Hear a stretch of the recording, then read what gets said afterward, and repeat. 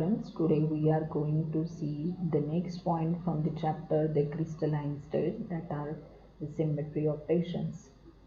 Symmetry operations are related to the symmetry present in a crystal. As we know that if we consider a human body, then it is a bilateral symmetry.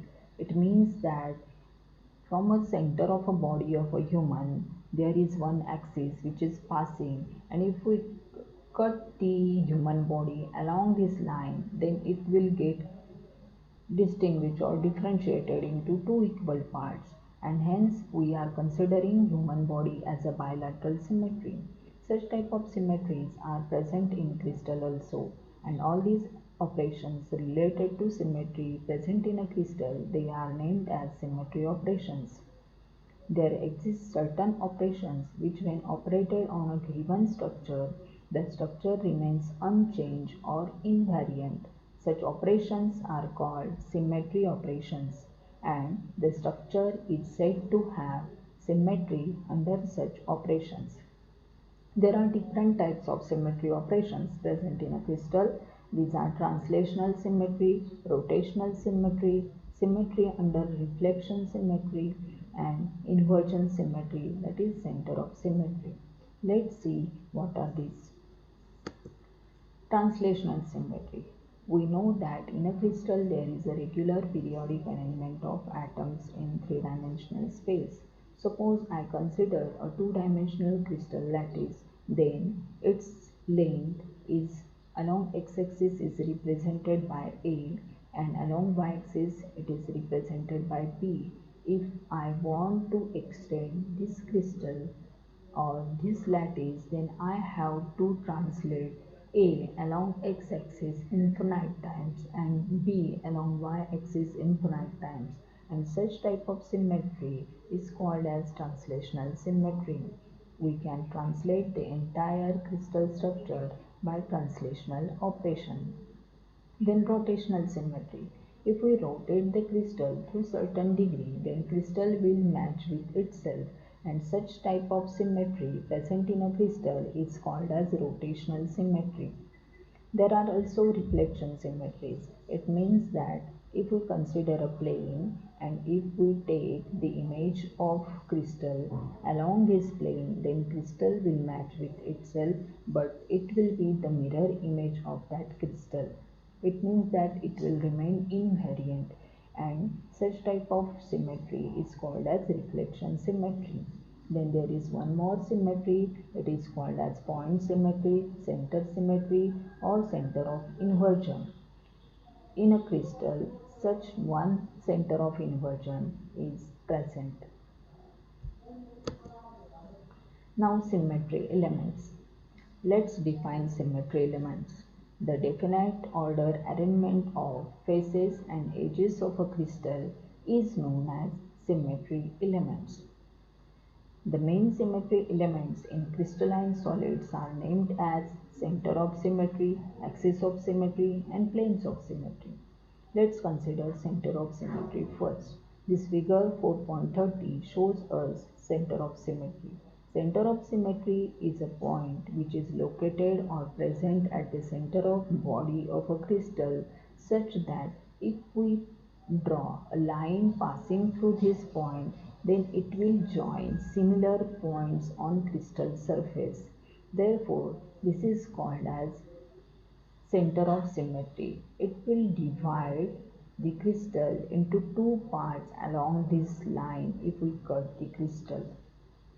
And in every crystal, only one such center of symmetry exists. Therefore, its quantity is 1. Then axis of symmetry or rotational axis. It is a line passing through a crystal such that if we rotate crystal along this line, then crystal will match with itself. That is, it's a line. So remember, center of symmetry is a point and axis of symmetry is a line. Then crystal will comes to congruent position or self-matching position if we rotate crystal along this line. In order to find the number of axes of symmetries present in a crystal, suppose we rotate a crystal through 360 degree divided by total number of rotations n, then crystal will match how many times, that will gives us axis of quantity of axis of symmetry. In order to find that, let's substitute n is equal to 1. When we substitute n is equal to 1, 360 degree by 1, it comes out as 360 degree. It means that if we rotate a crystal through 360 degree, then it will match with itself. This is called as self-coincidence, and such axis is called as identity axis. Then next is dyad axis. Suppose I substitute n is equal to 2. It means that 360 degree divided by 2, that is 180 degree. It means that in a complete rotation of 360 degree, if I rotate crystal through 180 degree, it will match with itself once. Again I rotate it through 180 degree, it will match with itself again. It means that in a complete rotation of 360 degree, crystal is going to match twice with itself. Therefore, this axis is called as two-fold axis of symmetry or dyad axis. In order to find its quantity, one should know dyad axis passes through opposite edges, and we know that cube has 8 corners, 12 edges and 6 faces. Therefore, the dyad axis passes through opposite edges. Therefore, number of dyad axes present is equal to 6. And figure C shows such type of dyad axis. There we have rotated the crystal through 180 degree for self-coincidence. Then next, triad axis. For triad axis, you have to substitute n is equal to 3. By substituting n is equal to 3, 360 degree by 3 gives us 120 degree. It means that if we rotate crystal through 120 degree, then it will match with itself. And in a complete rotation of 360 degree, we will obtain such position thrice, and hence it is called as three-fold axis of symmetry or triad axis. We know that triad axis passes through body diagonal, and cube has 4 body diagonals. Therefore, the number of triad axes comes out as 4. Figure B shows such type of triad axis where we have rotated crystal through 120 degree for self-coincidence. The next is tetrad axis.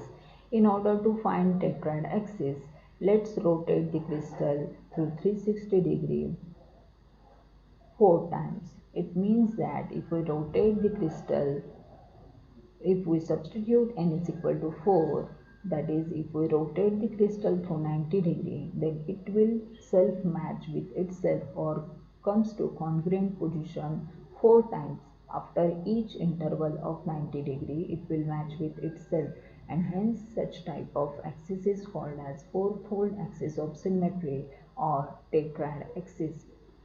In order to find tetrad axis, one should know the tetrad axis passes through opposite faces. Just now I have told that cube has 8 corners, 12 edges and 6 faces. If there are 6 faces, then tetrad axis passes through opposite faces. Therefore, their quantity comes out as 3. Therefore, number of tetrad axes present in a cube is 3. And figure A shows such type of tetrad axis. Then last is plane of symmetry. What is plane of symmetry? Plane of symmetry is a mirror plane which is passing through crystal such that it will divide crystal into two equal parts, and each part will be the mirror image of other. So, if we consider the planes of symmetry present in a crystal, we will distinguish them into two types, that is straight planes and diagonal planes. Straight planes are the planes which are passing through opposite faces, and diagonal planes are passing through body diagonal. Straight planes are passing through opposite faces. There are 6 faces present in a cube. Therefore, the quantity of straight planes will come out as 3.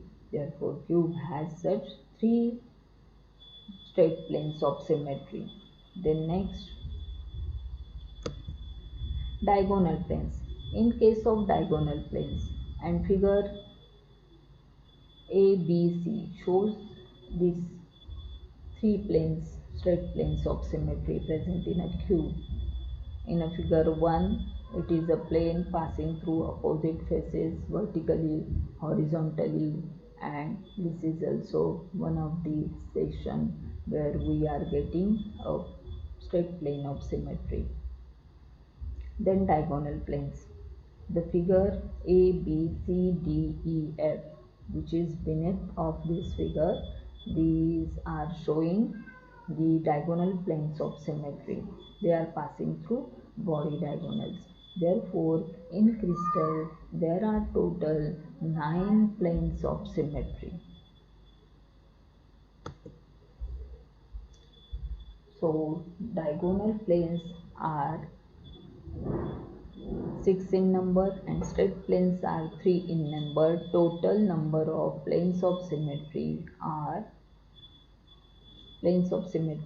9. Therefore, if we collectively look at the scenario of symmetry operations, then center of symmetry 1, straight planes of symmetry 3, diagonal planes of symmetry 6, that is total planes of symmetry 9, tetrad axis 3, triad axis 4, diad axis 6.